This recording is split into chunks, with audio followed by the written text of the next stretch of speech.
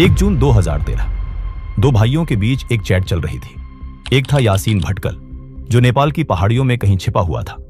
दूसरा था उसका सगा भाई रियाज भटकल, जो कराची में पाकिस्तान की खुफिया एजेंसी ISI की पनाह में बैठा था। यासीन पूछता है, क्या पाकिस्तान में तुम्हें न्यूक्लियर बॉम्ब मिला? रियाज जवाब देता है, अभी तक तो नहीं, लेकिन अगर कायदे से ढूंढा जाए तो यहाँ अंडरवर्ल्ड में सब कुछ मिल सकता है। तो यासीन कहता है, ढूंढो उसे। हमारा अगला बड़ा अटैक भारत में गुजरात के सूरत पर होगा, और इस बार तबाही आम बमों से नहीं, न्यूक्लियर बॉम्ब से होगी। रियाज फिर कहता है, लेकिन भाई, अगर न्यूक्लियर अटैक किया तो उसमें हमारे मुसलमान भाई भी मारे जाएंगे, तबाही का दायरा बहुत बड़ा होगा। यासीन जवाब देता है, अटैक से पहले ही हम सारी मस्जिदों में पोस्टर लगा देंगे, सबको इत्तला कर देंगे कि शहर छोड़ दें, जो बचेगा वो काफिरों के साथ मरेगा। ये कोई हॉलीवुड की जासूसी फिल्म का डायलॉग नहीं था, ये एक असली इंटरसेप्टेड चैट थी। ये इरादा था इंडियन मुजाहिदीन के सबसे खूंखार आतंकी यासीन भटकल का, एक ऐसा मास्टरमाइंड जिसके सिर पर भारत सरकार ने 35 लाख रुपए का इनाम रखा था। उस दौर में ऐसे खतरनाक स्लीपर सेल आतंकियों को ट्रैक करके पकड़ने का सक्सेस रेट महज 13.6% था। बाकी के 86.4% आतंकी सिस्टम की खामियों का फायदा उठाकर हमेशा के लिए गायब हो जाते थे। यासीन भी उसी 86.4% का हिस्सा बन चुका था। 2005 से 2012 के बीच भारत के 12 अलग अलग राज्यों में 17 बड़े बम धमाके हुए, 220 से ज्यादा बेगुनाह लोग मारे गए, और इन सबके पीछे दिमाग सिर्फ एक ही इंसान का था, यासीन भटकल। 2011 से वो पूरी तरह फरार था। वो अपना हुलिया और पहचान बदलने में इतना माहिर था कि भारत की किसी भी एजेंसी के पास उसकी कोई भी लेटेस्ट या साफ तस्वीर तक नहीं थी। लेकिन 2013 में भारत की खुफिया एजेंसियों ने एक ऐसा अंडरकवर ऑपरेशन लॉन्च किया जिसने इस भूत को नेपाल की वादियों से जिंदा खींच निकाला।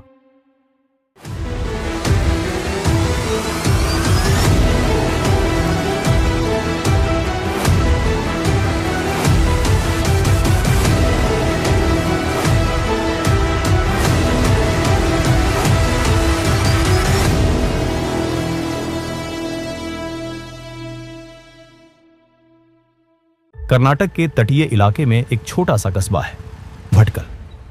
इसी कस्बे की गलियों में मोहम्मद अहमद जरार सिद्दी बापा का बचपन बीता, जो आगे चलकर दुनिया के लिए यासीन भटकल बनने वाला था। यासीन कोई अनपढ़ या गरीब लड़का नहीं था। उसके परिवार का दुबई में एक अच्छा खासा बिजनेस था, लेकिन 90 के दशक में जब भारत में students Islamic movement of India Simi जैसी कट्टरपंथी संस्थाओं ने जोर पकड़ना शुरू किया, तो यासीन और उसके दोनों भाई रियाज भटकल और इकबाल भटकल के दिमाग में जहर घुलने लगा। 2001 में जब भारत सरकार ने सिमी पर बैन लगा दिया, तो इन तीनों भाइयों ने एक नई और कहीं ज्यादा खूंखार संस्था की नींव रखी, इंडियन मुजाहिदीन। साल 2004, जाली बीच, कर्नाटक। भटकल शहर के बाहरी इलाके में एक बड़ा कोस्टल विला, यहाँ एक कैंप ऑर्गेनाइज किया गया। इसके पीछे थे रियाज और इकबाल भटकल। बाहर से देखने में ये एक समर कैंप लगता था।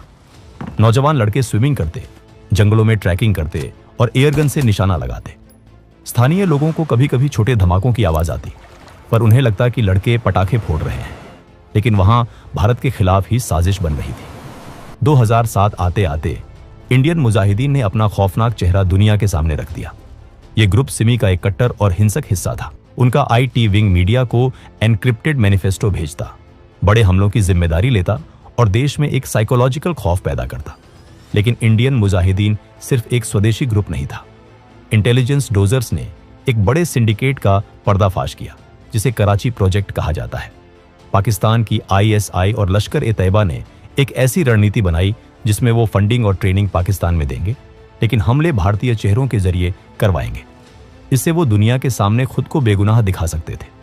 रियाज और इकबाल के पाकिस्तान जाने के बाद यासीन भारत में फील्ड कमांडर बन गया, लेकिन यासीन खुद भी पाकिस्तान गया था। दुबई के रास्ते जाली इमिग्रेशन स्टैंप्स के जरिए उसने बॉर्डर पार किया। पाकिस्तान में उसका 50 दिन का मिलिट्री ग्रेड ट्रेनिंग प्रोग्राम चला। पाकिस्तान आर्मी के 6 इंस्ट्रक्टर्स ने उसे सिखाया कि एक आम बम और मास कैजुअल्टी IED में क्या फर्क होता है। यासीन भटकल ने बम बनाने, रिक्रूटमेंट करने और अवैध फंडिंग का पूरा इंफ्रास्ट्रक्चर अकेले कंट्रोल किया। 2008 में मुख्य बम मेकर आरिफ शेख के पकड़े जाने के बाद यासीन ने IED बनाने का काम खुद अपने हाथ में ले लिया। शुरुआत में उसके सर्किट ढीले होते थे, लेकिन जल्द ही उसने अपने डिजाइन इतने परफेक्ट कर ली कि वो फेल नहीं होते थे। Ammonium nitrate, RDX, ball bearings और सटीक डिजिटल टाइमर्स का खतरनाक कॉम्बिनेशन। वो उडुपी के इंडस्ट्रियल सोर्सेज से डेटोनेटर्स खरीदता था, इंडियन मुजाहिदीन का पहला मॉडल आजमगढ़ मॉडल था। पढ़े लिखे इंजीनियर, डॉक्टर और आईटी स्पेशलिस्ट्स पर बातला हाउस एनकाउंटर के बाद यह नेटवर्क टूट गया, क्योंकि पढ़े लिखे युवाओं का डिजिटल फुटप्रिंट होता है जिन्हें ट्रैक करना आसान होता है। यासीन ने अपनी रणनीति बदली। उसने दरभंगा मॉडल शुरू किया। बिहार और ग्रामीण महाराष्ट्र के अनपढ़ और गरीब युवा, इन लड़कों का कोई डिजिटल फुटप्रिंट नहीं था, इसलिए खुफिया एजेंसियां उन्हें ट्रैक नहीं कर पाती थी। इस सब को फंड करने के लिए इंटरनेशनल हवाला नेटवर्क और हाई क्वालिटी जाली नोटों को मार्केट में उतारा गया। दुबई से सीधे हवाला के जरिए ब्लैक मनी भारत आ रही थी। 2008 से 2013 तक भारत के कई शहर खून से लाल हुए। 26 जुलाई 2008 अहमदाबाद दानी लीमड़ा इलाके में यासीन और असदुल्लाह अख्तर उर्फ हड्डी ने एक सेफ हाउस किराए पर लिया। वहीं भारी मात्रा में विस्फोटक बनाए गए। अस्पताल और सिविलियन टारगेट्स पर 21 लगातार धमाके किए गए। 56 मौतें और 200 से ज्यादा लोग घायल हुए। 13 फरवरी 2010 पुणे जर्मन बेकरी, ओशो आश्रम के पास, जहां विदेशी टूरिस्ट्स आते थे। सीसीटीवी कैमरे में एक शख्स एक बैग छोड़ते हुए रिकॉर्ड हुआ। वो यासीन भटकल था। इस ब्लास्ट में 18 लोग मारे गए, जिनमें इटली, सूडान और ईरान के विदेशी नागरिक शामिल थे। 13 जुलाई 2011 मुंबई ट्रिपल ब्लास्ट, जवेरी बाजार, ओपेरा हाउस और दादर, तीनों जगह धमाके हुए। 26 मौतें हुईं और 130 से ज्यादा लोग जिंदगी भर के लिए अपाहिज हो गए। और फिर आया इंडियन मुजाहिदीन का सबसे खतरनाक हमला। 21 फरवरी 2013 हैदराबाद, 2 धमाकों में 18 लोगों की मौत और 131 गंभीर रूप से घायल। यासीन भटकल अब देश का मोस्ट वांटेड बन चुका था। 12 अलग अलग राज्यों की एंटी टेरर यूनिट्स, आईबी और एनआईए सब इस एक आदमी के पीछे थे। यासीन भटकल कभी भी अपने नाम का मोबाइल फोन या ईमेल इस्तेमाल नहीं करता था। वो एक फोन सिर्फ कुछ सेकंड के लिए ऑन करता, कराची में बैठे अपने आकाओं को मैसेज भेजता और फिर उस फोन और सिम को तोड़कर फेंक देता। वो कभी एक ही चेहरे के साथ 2 बार नहीं दिखता था। कभी पूरी दाढ़ी, कभी फ्रेंच कट, कभी क्लीन शेव, हर बार एक नई पहचान। हालांकि यासीन भटकल 2009 में एक बार कोलकाता पुलिस के हत्थे चढ़ चुका था। कोलकाता में उसे नकली नोटों की तस्करी के शक में गिरफ्तार किया गया था। कोलकाता पुलिस को भनक तक नहीं लगी कि उनके लॉकअप में भारत का मोस्ट वांटेड आतंकी बंद है। कुछ ही दिनों में उसे जमानत मिल गई और वो मुस्कुराता हुआ पुलिस स्टेशन से बाहर निकल गया। इसके बाद यासीन भारत से गायब हो गया। वो सीधा नेपाल के रास्ते पाकिस्तान भागने की फिराक में था। 13 अगस्त 2013 पटना में मौजूद स्पेशल ऑपरेशंस ग्रुप एसओजी के हेडक्वार्टर में एक बहुत ही सीरियस और हाई लेवल मीटिंग चल रही थी। कमरे के अंदर इंटेलिजेंस ब्यूरो आईबी के जॉइंट डायरेक्टर और एसओजी के टॉप डिप्यूटीज मौजूद थे। सबका फोकस सिर्फ एक ही चीज पर था, यासीन के न्यूक्लियर बॉम्ब वाले इंटरसेप्टेड मैसेज का क्या मतलब है। क्या वाकई इंडियन मुजाहिदीन भारत में कुछ बड़ा करने वाला है? तभी एसओजी के टीम लीडर का एनक्रिप्टेड फोन वाइब्रेट होता है। स्क्रीन पर एक अनजान नंबर था। ये कॉल नेपाल में बैठे उनके एक इन्फॉर्मर का था। सर, जो फोटोग्राफ आईबी ने पिछले साल भेजी थी, वैसा ही एक शख्स नेपाल के पोखरा में दिखा है। पूरी बात बताओ, तुम श्योर हो? वो अपना हुलिया गिरगिट की तरह बदलता है। सर, फोटो में उसके लंबे बाल और दाढ़ी हैं, लेकिन जो आदमी मैंने देखा है वो क्लीन शेव है। उसके बाल एकदम छोटे हैं, लेकिन सर उसकी आंखें बिल्कुल उसी शख्स से मिलती हैं। वो सस्पेक्ट पोखरा में डॉक्टर यूसुफ नाम से एक यूनानी डॉक्टर बनकर रह रहा है। ये सुनते ही एसओजी टीम अलर्ट हो गई। यूनानी डॉक्टर यूसुफ, ये वो फेक आइडेंटिटी थी जिसका इस्तेमाल यासीन ने बिहार के दरभंगा में अपना आतंकी नेटवर्क खड़ा करने के लिए किया था। टीम लीडर तुरंत मीटिंग रूम में वापस आए और आईबी के जॉइंट डायरेक्टर को यह खबर दी। अब वक्त था दिल्ली हेडक्वार्टर से परमिशन लेने का। जॉइंट डायरेक्टर ने हॉटलाइन पर दिल्ली के DIB, director of intelligence bureau को फोन मिलाया। सर, हमारे पास एक कंफर्म लीड है। यासीन नेपाल के पोखरा में छिपा है। हमें तुरंत एक टीम नेपाल भेजनी होगी। लेकिन हमारी रिपोर्ट्स के मुताबिक यासीन इस वक्त नेपाल या भारत में है ही नहीं। वो कराची में अपने भाइयों के साथ ऐश कर रहा है। दिल्ली के बड़े अफसर किसी भी हालत में नेपाल में कोई अंडर कवर ऑपरेशन करने की परमिशन नहीं देना चाहते थे। इसका कारण साफ था, अगर ये ऑपरेशन फेल हुआ या उन्होंने किसी गलत आदमी को उठा लिया तो इंटरनेशनल लेवल पर भारत और नेपाल के बीच भारी डिप्लोमेटिक बवाल मच सकता था। दिल्ली से ना सुनने के बाद मीटिंग रूम में सन्नाटा छा गया। लगा जैसे भारत एक बार फिर अपने सबसे बड़े दुश्मन को अपने हाथ से जाने देगा। लेकिन एसओजी लीडर हार मानने वालों में से नहीं थे। मीटिंग के बाद वो सीधे जॉइंट डायरेक्टर के केबिन में गए। सर, ये चांस हम मिस नहीं कर सकते। मेरा सोर्स पुख्ता है, अगर आज हमने उसे छोड़ दिया तो कल और बम फटेंगे और खून हमारे हाथों पर होगा। जॉइंट डायरेक्टर ने कुछ देर सोचा। एक तरफ दिल्ली का ऑर्डर था और दूसरी तरफ देश की सुरक्षा। आखिरकार उन्होंने एक ऐसा फैसला लिया जो उनकी पूरी नौकरी दांव पर लगा सकता था। ठीक है, हम अनऑफिशियल तरीके से जाएंगे। तुम सबको अपना रूप बदलना होगा। कोई सरकारी आईडी नहीं, कोई वेपन नहीं, कोई पुलिस कार्ड नहीं। तुम टूरिस्ट बनकर नेपाल जाओगे। अगर तुम वहां पकड़े गए तो नेपाल की जेल में सड़ोगे। एसओजी लीडर ने 5 लोगों की एक बेहद चुनिंदा अंडरकवर टीम बनाई, लेकिन ऑपरेशन शुरू करने से पहले ही एक बड़ी दीवार सामने खड़ी हो गई। पैसा। क्योंकि ये एक अनऑफिशियल ऑपरेशन था, इसलिए सरकार की तरफ से कोई सीक्रेट फंड सैंक्शन नहीं हुआ था। सरकारी पैसा आने में हफ्तों लग जाते, तो एसओजी टीम लीडर ने अपनी जेब से पैसे लगाए। उन्होंने अपने एक करीबी दोस्त से 40,000 रुपए उधार लिए। इन्हीं उधार के पैसों से नेपाल के इंटरनेशनल रोमिंग वाले सिम कार्ड्स खरीदे गए, गाड़ियां बुक की गई और इन्फॉर्मर को देने के लिए लॉजिस्टिक्स का खर्चा निकाला गया। दोस्तों, वीडियो में आगे बढ़ने से पहले मैं आपसे बस 30 सेकंड की एक जरूरी बात करना चाहता हूं। आप लोग मेरे वीडियो को बहुत प्यार देते हो, और अगर आप भी मेरे जैसे 2D एनिमेशन वीडियो बनाना सीखना चाहते हो, वो भी AI की मदद से, तो मैंने आपके लिए एक कंप्लीट कोर्स बनाया है, जिसमें मैंने स्टेप बाय स्टेप सिखाया है कैसे कोई वीडियो वायरल होता है, कैसे सही टॉपिक चुना जाता है, कैसे मेरे जैसे एंगेजिंग स्क्रिप्ट्स लिखी जाती हैं, कैसे AI की मदद से 2D एनिमेशन विजुअल्स बनाए जाते हैं, कैसे AI से वॉइस ओवर जनरेट करते हैं, और कैसे एक क्लिक में वायरल थंबनेल्स तैयार किए जाते हैं। अभी इस कोर्स पर 50% का लिमिटेड ऑफर चल रहा है। ये ऑफर सिर्फ पहले 100 यूजर्स के लिए, तो देर मत कीजिए। डिस्क्रिप्शन में दिए गए लिंक पर क्लिक करें और आज ही ज्वाइन करें। 20 अगस्त 2013 दोपहर के 2 बजे टीम बिहार के मोतिहारी पहुंचती है। यहां ईस्ट चंपारण के ढाकड़ एसपी विनय कुमार उनके साथ जुड़ते हैं। विनय कुमार का नेपाल पुलिस और वहां के लोकल नेटवर्क में जबरदस्त होल्ड था। वीरगंज बॉर्डर पार करके ये टीम करीबन 280 किलोमीटर का सफर तय करके पोखरा पहुंचती है। उन्होंने पोखरा के माउंट व्यू होटल में चेक इन किया। उनका हुलिया पूरी तरह बदल चुका था। बर्म्यूडा शॉर्ट्स, चटक रंग की टी शर्ट और गले में कैमरास लटकाए भारत के टॉप इंटेलिजेंस ऑफिसर्स अब नेपाल घूमने आए टूरिस्ट्स बन चुके थे। अगले दिन टीम को पोखरा में अपनी पहली बड़ी लोकल लीड मिलती है। बाल बहादुर थापा उर्फ AK अब्दुल्ला। बाल बहादुर थापा का इतिहास भी कम दिलचस्प नहीं था। वो कभी इंडियन आर्मी का एक आम सैनिक हुआ करता था, लेकिन कुछ साल पहले उसने अचानक नौकरी छोड़ दी, इस्लाम कबूल किया और नेपाल जाकर बस गया। अब उसका काम था नेपाल में घुसपैठ करने वाले संदिग्ध जिहादियों को छुपने की जगह मुहैया कराना, उन्हें मस्जिदों में पनाह दिलाना और उनका लॉजिस्टिक्स सपोर्ट संभालना। इन्फॉर्मर ने एसओजी टीम को बताया कि ये अब्दुल्ला ही डॉक्टर यूसुफ यानी कि यासीन भटकल का मुख्य केयरटेकर है।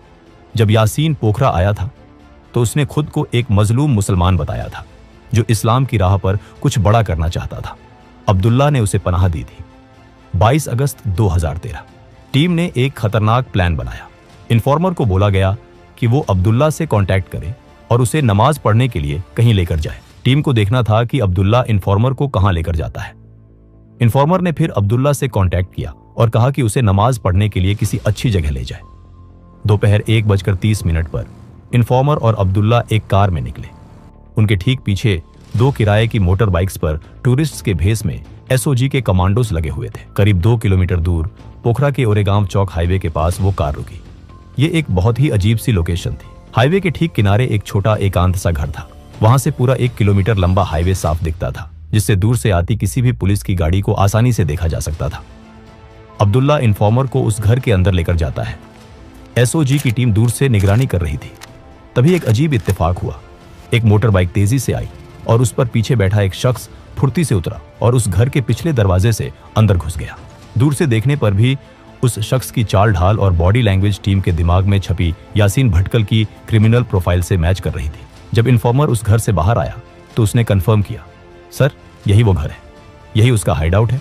लेकिन एसओजी टीम सिर्फ एक झलक के आधार पर दिल्ली को कन्विंस नहीं कर सकती थी। उन्हें सॉलिड सबूत चाहिए था।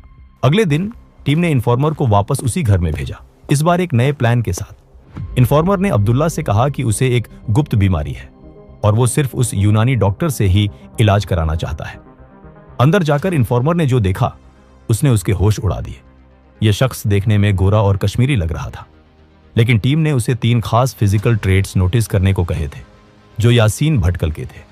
माथे पर बालों का एक अजीब सा गुच्छा, जिसे वो पीछे की तरफ संवारता था, माथे पर एक पुराना हल्का सा कटने का निशान और आगे के 2 दांत जो थोड़े बाहर की तरफ निकले हुए थे। इन्फॉर्मर ने इन तीनों निशानों को अपनी नजरों से कंफर्म किया, लेकिन असली तुरुप का इक्का कुछ और था। बात करते हुए इन्फॉर्मर ने चतुराई से अपनी जेब में रखे फोन का वॉइस रिकॉर्डर ऑन कर लिया था। उसने यूनानी डॉक्टर से लंबी बातचीत की और उसकी आवाज का एक crisp clear audio sample record कर लिया। जब ये ऑडियो एन्क्रिप्टेड लाइन के जरिए दिल्ली भेजा गया तो इंटेलिजेंस ब्यूरो की टेक्निकल विंग ने उसका फोनेटिक एनालिसिस किया। एक्सपर्ट्स ने चेक किया कि वो वावल्स का प्रोनाउंसिएशन कैसे करता है। रिपोर्ट ने पूरे आईबी हेडक्वार्टर्स में खलबली मचा दी। हिंदी बोलने के उस लहजे में, उस एक्सेंट में साउथ वेस्ट महाराष्ट्र का डीप टच था। बिल्कुल वैसा ही एक्सेंट जहां यासीन और उसके भाई रियाज की शुरुआती पढ़ाई हुई थी। दिल्ली के एक्सपर्ट्स की रिपोर्ट आई, वॉइस मैच हुआ और ये आदमी कोई और नहीं, यासीन भटकल ही था। यह सुनते ही पटना में ज्वाइंट डायरेक्टर ने दिल्ली फोन घुमाया।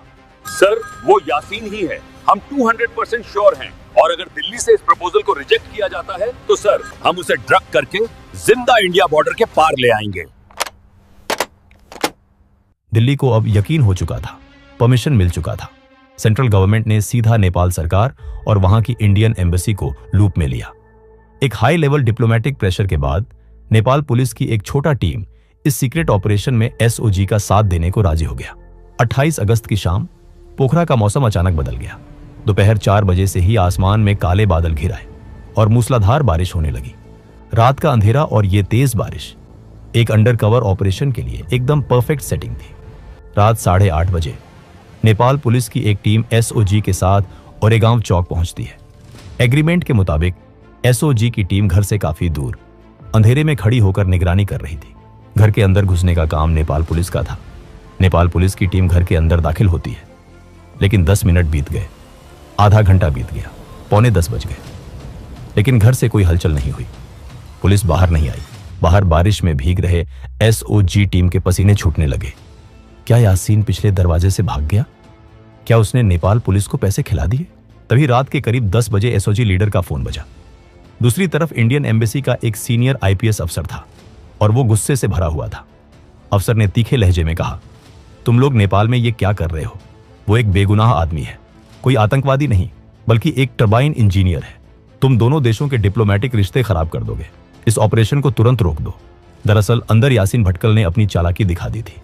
उसने पूरे आत्मविश्वास के साथ नेपाल पुलिस को यकीन दिला दिया था कि वो कोई आतंकवादी नहीं, बल्कि एक मासूम टरबाइन इंजीनियर है जो प्रोजेक्ट के काम से नेपाल आया है। लेकिन बाहर खड़े एसओजी लीडर ने एम्बेसी अफसर को ऐसा करारा और सटीक जवाब दिया कि अफसर एकदम चुप हो गया। सर, अगर आप आईपीएस हो तो थोड़ा दिमाग लगाइए। एक हाईली क्वालिफाइड टरबाइन इंजीनियर एक छोटे से अंधेरे कमरे में छुपकर यूनानी दवाइयां क्यों बेचेगा? आप नेपाल पुलिस से बस इतना कहिए कि उन दोनों को बाहर लेकर आएं। अगर हम गलत हुए तो हम उन्हें इज्जत से छोड़ देंगे। थोड़ी देर बाद एम्बेसी का अफसर शांत पड़ा और उसने नेपाल पुलिस को आगे बढ़ने का आदेश दे दिया। रात 10:10 पर नेपाल पुलिस 2 संदिग्धों को बाहर लेकर आई। थोड़ी सख्ती और पूछताछ के बाद उस शख्स का आत्मविश्वास टूट गया और उसने अपना जुर्म कबूल कर लिया। हाँ, मैं ही यासीन भटकल हूं। उसके साथ जो दूसरा आदमी था वो भी कोई साधारण व्यक्ति नहीं था। वो असदुल्ला अख्तर उर्फ हड्डी था, एक खतरनाक सुसाइड बॉम्बर और अल कायदा का ऑपरेटिव, जिस पर भारत में 10 लाख रुपए का इनाम था। पुणे, वाराणसी और मुंबई के जवेरी बाजार धमाकों में वो यासीन का सबसे भरोसेमंद साथी था। यह भारत के लिए किसी डबल जैकपॉट से कम नहीं था। इसके बाद नेपाल पुलिस ने दोनों को अपनी गाड़ियों में बैठाया और एसओजी टीम को उनसे दूर रहने के लिए कहा ताकि चेक पॉइंट्स पर किसी तरह का शक या सवाल न उठे। 29 अगस्त की सुबह करीब 6 बजे एसओजी की टीम ने यासीन भटकल और हड्डी को नेपाल पुलिस से हैंडओवर लिया और भारत के बिहार बॉर्डर बेतिया में एंट्री की। भारत का सबसे खूंखार आतंकी आखिरकार पकड़ में आ चुका था। एक ऐसा मास्टरमाइंड जो कभी फोन का इस्तेमाल नहीं करता था, हर दूसरे दिन अपना ठिकाना बदल देता था और जिसने सालों तक भारतीय इंटेलिजेंस एजेंसियों को चकमा दिया। वो आखिरकार एक बेहद साहसी एसओजी टीम के सामने हार गया। इस गिरफ्तारी को गुप्त रखा जाना था, लेकिन दिल्ली में बैठे कई बड़े मंत्री और वरिष्ठ अधिकारी जिनका इस ऑपरेशन में कोई रोल तक नहीं था, मीडिया के सामने आकर इसका पूरा श्रेय लेने लगे। और जिन असली हीरोज ने, उस 5 लोगों की एसओजी टीम ने अपनी जान जोखिम में डाली, अपनी जेब से खर्च किया, उन्हें क्या मिला? टीम लीडर को सिर्फ एक कमेंडेशन लेटर मिला और पूरी टीम को कुल 1 लाख रुपए का इनाम दिया गया। भारत के इतिहास के सबसे बड़े आतंकवादी को पकड़ने के बावजूद उन्हें किसी भी वीरता पुरस्कार के योग्य नहीं समझा गया। यह सिस्टम की एक कड़वी सच्चाई थी। आज यासीन भटकल दिल्ली की तिहाड़ जेल के सेल नंबर 2 की कालकोठरी में अपनी सजा काट रहा है। उसकी गिरफ्तारी के बाद इंडियन मुजाहिदीन के दोनों धड़े लगभग पूरी तरह खत्म हो चुके हैं। भारत में उस स्तर के सीरियल ब्लास्ट का खौफनाक दौर काफी हद तक समाप्त हो गया है। लेकिन यासीन के दोनों भाई रियाज और इकबाल आज भी पाकिस्तान के कराची में मौजूद बताए जाते हैं और भारत के खिलाफ नई साजिशें रचने की कोशिशों में लगे हैं। आपको भारत का यह सबसे खतरनाक अंडरकवर ऑपरेशन कैसा लगा? क्या अपनी जान जोखिम में डालने वाली एसओजी टीम को उनका सही सम्मान और पुरस्कार मिलना चाहिए था? अपनी राय कमेंट सेक्शन में जरूर शेयर करें। अगर आपको यह वीडियो पसंद आया हो तो इसे लाइक करें, शेयर करें और चैनल को सब्सक्राइब करें ताकि हम ऐसी और कहानियां आप तक लाते रहें। तब तक के लिए जय हिंद, जय भारत।